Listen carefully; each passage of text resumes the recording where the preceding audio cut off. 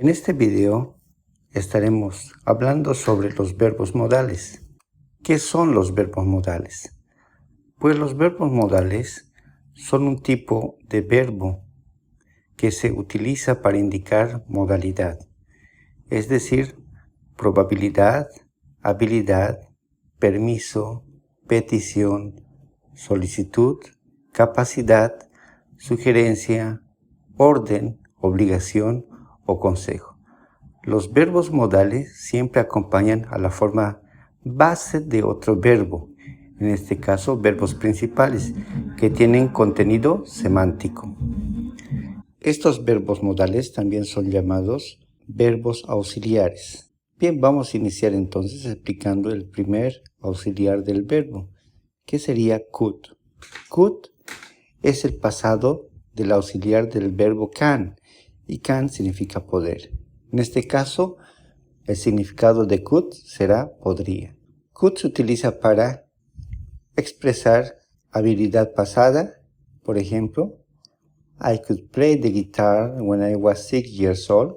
Yo podría tocar la guitarra cuando tenía 6 años. Se utiliza también para expresar sugerencia.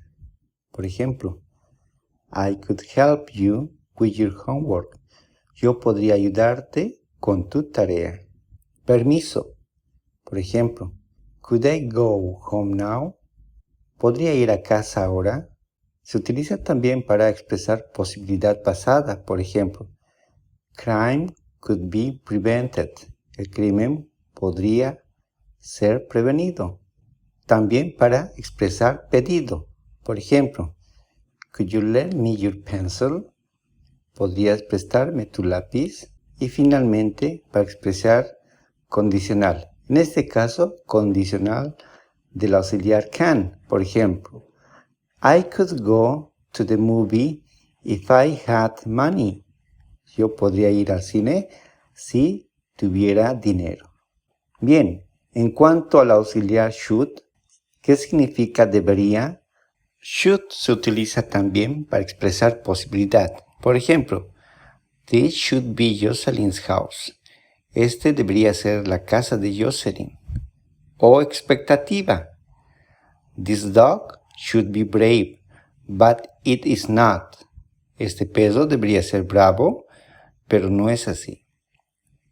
También lo utilizamos para expresar obligación. Por ejemplo, you should study to pass the test. Tú deberías estudiar para pasar el examen.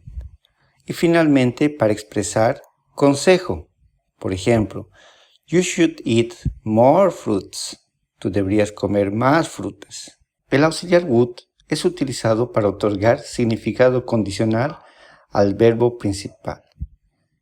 Su terminación en todos los verbos es ia. Por ejemplo, si utilizamos el verbo go, que es ir, su terminación sería iría. Si utilizamos el verbo comer, que sería eat, su terminación sería comería. Entonces, would añade esta terminación ia a todos los verbos para su significado en español. Se utiliza para hablar de deseos. Por ejemplo, I would like to be a good student this year. Me gustaría ser un buen estudiante este año. Utilizamos también para expresar pedido u ofrecimiento. Por ejemplo, would you close the door, please? ¿Cesaría la puerta, por favor? Cuando utilizamos would para pedido u ofrecimiento, lo hacemos de una manera muy formal. También se utiliza para expresar condición.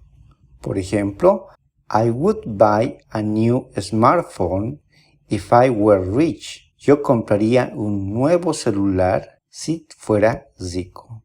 En la construcción de oraciones, utilizando verbos modales, la forma es la misma para estos tres auxiliares de verbo. Por ejemplo, en la forma afirmativa, utilizamos un sujeto que sería del subject pronoun, el modal, cualquiera de los tres, y el complemento.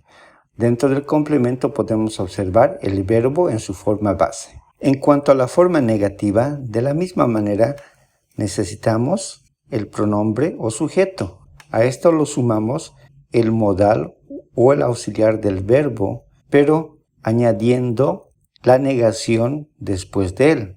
Y finalmente el complemento. Observaremos que tenemos el verbo en su forma base.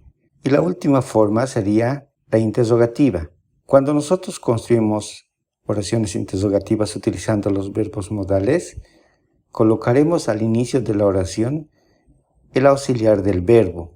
Seguidamente, escribiremos el sujeto o pronombre y finalmente el complemento. Ahora no debemos olvidarnos que al final de toda oración interrogativa debemos de colocar el signo de interrogación.